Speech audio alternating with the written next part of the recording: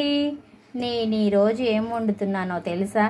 ఏమి వండుతున్నానా తెలుసా అని ఖాళీ పాత్ర చూపిస్తుందేంటి ప్రేమ అనుకుంటున్నారా? వద్దద్దు, అలా అనుకోకండి, వస్తున్నా. ఇది ఖాళీ పాత్ర కాదు, కుక్కర్ అండి. నేను ఈరోజు గోంగూర పులుసు కూర వండుతున్నాను. దానికోసమని గోంగూర శుభ్రంగా కడుక్కొని ఒక గిన్నెలో పెట్టుకున్నా. మళ్ళీ కడిగి నీళ్ళల్లోనే పెట్టా. ఆడవాళ్ళకి అనుమానం కదా, దానిలో ఏముంటుందా అని. అందుకని గోంగూర అండి హెల్త్కి అయితే చాలా మంచిది, కానీ కొయ్యటానికి మాత్రం టైం పట్టిద్దని తొందరగా కొనుక్కోము, కోసుకోము. పర్లా అప్పుడప్పుడు వండుతా నేను కూడా. ఫస్ట్ అయితే గోంగూర పెట్టేశాను. తర్వాత ఒక పెద్ద సైజు ఉల్లిపాయ తీసుకున్నానండి. పులుసు కూర కదా, పులుసు కూరలోకి ఉల్లిపాయ ఎక్కువ ఉంటే టేస్ట్ ఉంటుంది కదా, అందుకోసమని. దానిలోకి ఒక 2 పెద్దవి టమాటాలు తీసుకున్నా. చక్కగా చిన్న ముక్కలు కట్ చేసుకొని పెట్టుకున్నా. ఇదిగోండి, ఇలా చక్కగా చిన్న ముక్కలు చేసుకొని పెట్టుకున్నాను. తర్వాత కొంచెం 4-5 పచ్చిమిరపకాయలు వేస్తున్నా. గోంగూర కదా, మనం ఎంత కారం వేసినా సరే సరిపోదు.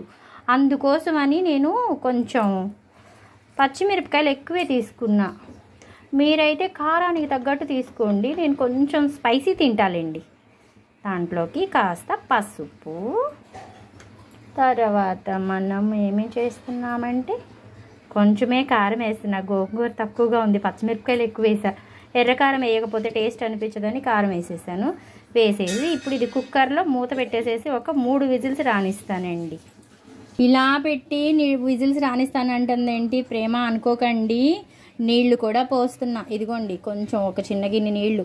గోంగూరలో నీళ్లు ఉంటాయి, టమాటాల్లో నీళ్లు ఉంటాయి కాబట్టి కొంచెం నీళ్లు పోద్దాం, అప్పుడు చక్కగా మగ్గిద్ది. ఇప్పుడు పొయ్యి వెలిగించేసి పెట్టేశాను. కుక్కర్ మూత పెడతా. అలా పొయ్యి మీద కుక్కర్ పెట్టేసేసాను. ఒక 3 విజిల్స్ రానిద్దాం. 3 విజిల్స్కి గోంగూర ఉడికిద్ది. రండి, మన గోంగూర పులుసు కూర ఉడికిందో లేదో చూద్దాం. చూసారా ఎంత చక్కగా ఉడికిపోయిందో. దీంట్లో ఇప్పుడు కొంచెం ఉప్పు వేస్తా. గోంగూర పులుసు కూర కదా, మనం కొంచెం కళ్ళుప్పు వేసుకుందామండి. కళ్ళుప్పు అయితే పులుపుని కొంచెం కవర్ చేస్తుంది, అందుకని కళ్ళుప్పే వేయాలి. పులుసుల్లో అయినా గోంగూరలో అయినా కళ్ళుప్పు వేస్తే బాగుంటుంది. ఇలా కొంచెం గరిటతో వెనిపేసేసి చక్కగా ఇలా ఎనిపేసాను. ఎనిపేసినాక తాలింపు పెడుతున్నా. తాలింపు గింజలు, ఎండుమిరపకాయ, కరివేపాకు, తాలింపు కోసం ఆయిల్. ఇలా ఒక చిన్న పాత్ర పెట్టేసా. దీంట్లో ఆయిల్ వేసేస్తా. వేసవి కాలం కదండి, పులుసు కూరలు తింటే కొంచెం పొట్టులోకి వెళ్తుంది ఆహారం. అందుకని, లేకపోతే ఫ్రైలు తిన్నా కూడా ఇబ్బంది కదా. అందుకే నేను కొంచెం పులుసు ప్రియురాలని, పులుసులు తింటా బాగా. అందుకని ఇదిగోండి ఆయిల్ పెట్టా కదా. ఆయిల్ వేడెక్కినాక ఎండుమిరపకాయ ఒకటి కట్ చేసుకున్నా. కాస్త తాలింపు గింజలు ఎక్కువే వేస్తున్నానండి. శనగపప్పు ఉంటుంది కదా, బాగుంటుందని. కొంచెం అలా వేగిపోయినాక కరివేపాకు.